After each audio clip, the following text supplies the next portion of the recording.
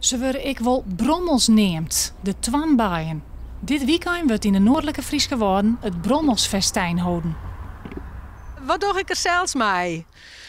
Siroopmeidje voor de kwark. Nou, het is een hele mooie traditie die we hier in de Friese Wouden hier en die wat in ombroek rekken is. En wij vinden het heel mooi om die weer op elkaar te zetten. En daarmee ook mensen te verleiden om naar buiten te gaan en te genieten van ons mooie landschap.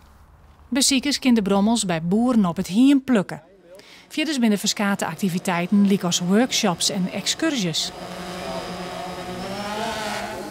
Je vindt nog een oud boerenlandschap met skieringen tussen percelen van Elzersingels of van Dijkswallen.